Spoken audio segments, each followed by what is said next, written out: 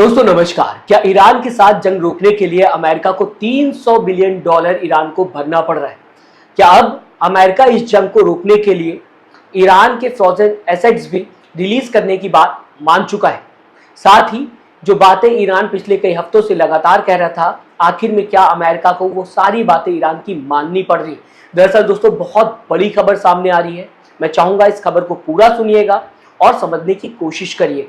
एक एक पॉइंट मैं आपको समझाऊंगा कि आखिरकार किस तरह से ईरान और अमेरिका के बीच में पीसफुल डील होते हुए नजर आ रही। जहां दोस्तों व्हाइट हाउस ने इस वीडियो को शेयर किया है जिसमें डोनाल्ड ट्रंप ईरान के साथ मेमोरेंडम ऑफ अंडरस्टैंडिंग यानी कि एमओयू साइन करते हुए साफ दिखाई दे रहे हैं। अब इस एमओयू की बात करें दोस्तों तो इसमें 14 पॉइंट्स हैं जिसे लेकर ईरान और अमेरिका के बीच में पीसफुल डील होते हुए नजर आ रही है। ये 14 पॉइंट्स क्या हैं आगे आपको बताऊंगा, लेकिन सबसे पहले आपको ये बता देता हूं कि प्रेसिडेंट ट्रंप ने फ्रांस से ये एमओयू ईरानियन प्रेसिडेंट के साथ डिजिटली साइन किया है। ये एमओयू दोस्तों बताया जा रहा है कि इंग्लिश में और साथ ही साथ फारसी में लिखा गया है, जैसा कि खबरों में बताया जा रहा है। अब आते हैं दोस्तों उस 14 पॉइंट पर जिसे लेकर ये डील होते हुए नजर आ रही है। दोस्तों इस डील में सबसे पहले इमीडिएट और परमानेंट सीज फायर को सबसे पहले रखा गया है, मीन्स सबसे फ्रंट पे। साथ ही ये सीज फायर सिर्फ ईरान तक नहीं बल्कि इसमें लेबनान को भी इंक्लूड किया गया है, जिस पर ईरान का हमेशा से ही फोकस था। ईरान ने ये बात पाकिस्तान में भी कहा था कि अगर हम सीज फायर डील कर रहे हैं तो इसमें लेबनान को भी इंक्लूड करो। कई बार ईरान ये बात कह चुका है, मगर उस टाइम लेबनान को साइड कर दिया गया था और ईरान इस बात पर लगातार प्रेशर बना रहा था अमेरिका के ऊपर, और फाइनली अमेरिका ने ईरान की ये बात भी मान ली, जैसा कि इस एमओयू में बताया गया, इन 14 पॉइंट्स में बताया गया। साथ ही दोस्तों इस एमओयू में यूएस नेवल ब्लॉकेट खत्म करने की बात भी कही गई है, मींस स्टेट ऑफ हॉर्मुज में अमेरिका कोई भी ब्लॉकेट नहीं लगाएगा, नाकाबंदी अमेरिका नहीं करेगा और हॉर्मुज को सेफ पैसेज बनाने की बात भी कही जा रही है, जिससे किसी दूसरी कंट्री को नुकसान ना। इस वजह से ये बात यहाँ पर कही गई है कि स्टेट ऑफ हॉर्मुज को एक सेफ पैसेज बनाया जाए, वहां पर हंगामा ना हो, वहां पर वॉर ना हो, जो भी चाहे आराम से निकल सके। दोस्तों अगर आप मेरी खबर देखते हैं तो आपको पता होगा कि स्टेट ऑफ हॉर्मुज बंद होने की वजह से कितनी कंट्रीज को प्रॉब्लम हो रही है। मैंने आपको लगातार बताने की कोशिश की। ऐसे में ये पॉइंट उन कंट्रीज को राहत देता है जो स्टेट ऑफ हॉर्मुज का यूज करते हैं। अब एक पॉइंट है इस डील में दोस्तों, सैंक्शंस लिफ्ट और ऑयल एक्सपोर्ट वेवर्स का, जहां यूएस ट्रेजरी डिपार्टमेंट तुरंत वेवर्स देगा Iranian crude oil, petroleum products और डेरिवेटरीज। साथ ही साथ दोस्तों अगर बात की जाए related services like banking, insurance, transportation etcetera के लिए। और ये एमओयू साइन होने के साथ ही शुरू हो गया है। बताने की खबरों में ये भी कोशिश की जा रही है, यानी कि ये जो बातें हैं ये शुरू हो चुकी है जो इस डील में लिखी गई और फाइनल डील तक चलेगा। इससे ईरान अपना ऑयल बेच सकेगा और रेवेन्यू दोस्तों जनरेट कर सकेगा, जबकि यूएस भी इसमें कहा जा सकता है वेवर्स देता हुआ ईरान को नजर आ रहा है। फिलहाल ईरान दोस्तों पहले से ही कुछ ऑयल बेच रहा था, लेकिन अब ओपनली और ज़्यादा ईजिली ऑयल बेच पाएगा। मगर दोस्तों अभी पूरे सैंक्शंस नहीं हटाए गए हैं, ये भी मैं आपको बता देता हूँ। ऐसा आपको लगे कि मैंने बता दिया कि सैंक्शंस हटा लिए गए तो पूरे हटा लिए गए, नहीं, कुछ सैंक्शंस हटाए गए। ये 7 पॉइंट में क्लियरली कहा गया है, मींस यूएस आगे फ्यूचर में सब तरह के सैंक्शंस टर्मिनेट करेगा, लेकिन ये एग्रीड शेड्यूल के हिसाब से फाइनल डील में होगा। और अभी सिर्फ 60 दिन की निगोशिएशन चलेगी।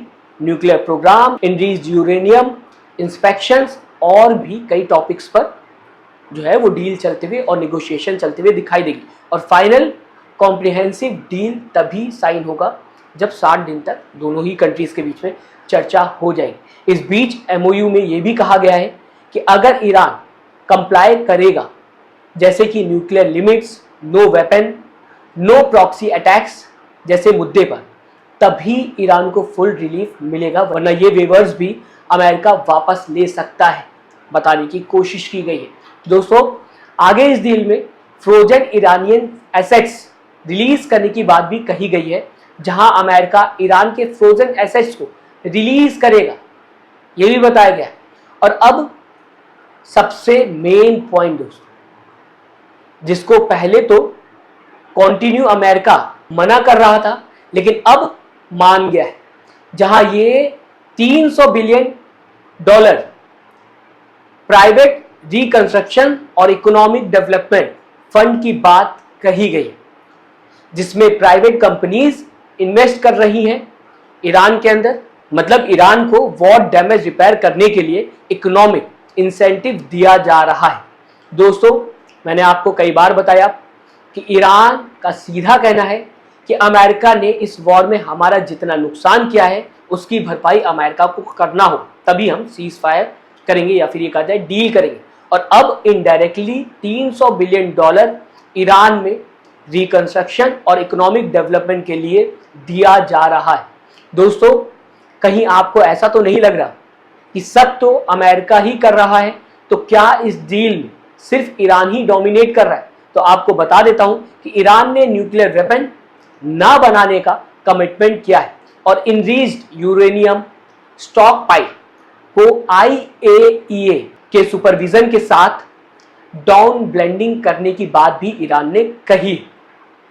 आपको सिंपल लैंग्वेज में समझाने की कोशिश करता हूं कि ईरान अब अपना इनरीच्ड यूरेनियम कम करेगा। हालांकि दोस्तों, मजेदार बात यह भी है इस बीच कि ईरान ने कभी न्यूक्लियर बनाने की बात कही नहीं, कभी नहीं कही। ये बात तो कंटिन्यू इजराइल कह रहा था, जिसको ईरान हमेशा से ही मना कर रहा था। ईरान ने बताने की कोशिश की थी कि हमारा जो न्यूक्लियर प्रोग्राम है वो एनर्जी के लिए, ये कहीं से भी वेपन बनाने के लिए नहीं है, इसका मकसद वॉर है ही नहीं। लगातार बताने की कोशिश कर रहा था ईरान, लेकिन इजराइल कह रहा था नहीं नहीं ऐसा नहीं है, ये न्यूक्लियर वेपन बना रहे हैं। लेकिन हमेशा से ही IAEA के अंडर ही ये प्रोग्राम चलता हुआ दिखाई दे रहा था और इस पर नजर भी रखी गई थी और कहीं से भी कोई भी खबर सामने नहीं आई थी कभी भी कि ईरान न्यूक्लियर पावर बनने की सोच रहा है या फिर न्यूक्लियर वेपन बनाने की सोच रहा है। और डील में ईरान ने उस बात पर हाँ कहा है जो ईरान ने कभी किया ही नहीं। मतलब ईरान ने कह दिया ठीक है हम न्यूक्लियर वेपन नहीं बनाएंगे, जो कि वो कभी नहीं बना रहा था, वो तो यही बोल रहा है। फिलहाल अब MOU साइन होने के बाद मैक्सिमम 60 डेज यानी कि लगभग 2 महीने के अंदर दोनों तरफ, US और ईरान दोनों की बात की जाए तो एक पूरा और फाइनल एग्रीमेंट तैयार करना होगा। और अगर दोनों को लगता है कि टाइम बढ़ाना है तो वो भी बढ़ सकता है, 60 दिन से ज्यादा भी हो सकता है। और जो फाइनल कॉम्प्रिहेंसिव डील बनेगा उसको यूनाइटेड नेशंस सिक्योरिटी काउंसिल यानी कि UNSC की एक बाइंडिंग रेजोल्यूशन से ऑफिशियली अप्रूव किया जाएगा। मतलब ये सिर्फ US ईरान का बायलैटरल डील नहीं रहेगा बल्कि इंटरनेशनल लॉ का हिस्सा बन जाएगा। और अगर कोई वॉलेट करेगा तो UN लेवल पर प्रेशर आ सकता है उसके ऊपर, ये भी बताने की खबरों में कोशिश की गई। लास्ट में दोस्तों आपको बताना चाहूंगा कि 1979 के बाद पहली बार US और ईरानियन प्रेसिडेंट ने ऐसा एग्रीमेंट किया है, इससे पहले ऐसा कभी नहीं हुआ। तो आप समझ सकते हैं कितनी बड़ी डील ईरान और अमेरिका के बीच में होते हुए नजर आई। ऐसा लग रहा था दोस्तों कि कभी ईरान और अमेरिका के बीच में डील नहीं होगी, क्योंकि लगातार बीच में ये जो इजराइल है वो वॉर मोड में रह रहा है। वो नहीं चाहता था कि ईरान और US के बीच में डील हो। ईरान चाह रहा था, अमेरिका चाह रहा था, लेकिन बीच में जो इजराइल है वो कहीं से भी नहीं चाहता कि पीस बना रहे, क्योंकि वो तो हमेशा वॉर मोड में रहता है। और मैं ये आपको हर खबर में बताने की कोशिश करता हूँ। फिलहाल आप इस पूरे MOU को किस तरह से देखते हैं, इस डील को किस तरह से देखते हैं? आपके हिसाब से बेहतर हुआ या फिर आपके हिसाब से गलत हुआ? जो कुछ आपको लगता हो कमेंट बॉक्स में अपनी राय दोस्तों जरूर दीजिएगा। साथ ही साथ चैनल को सब्सक्राइब और वीडियो को लाइक करना मत भूलिएगा। दोस्तों अपना ख्याल रखिएगा। नमस्कार।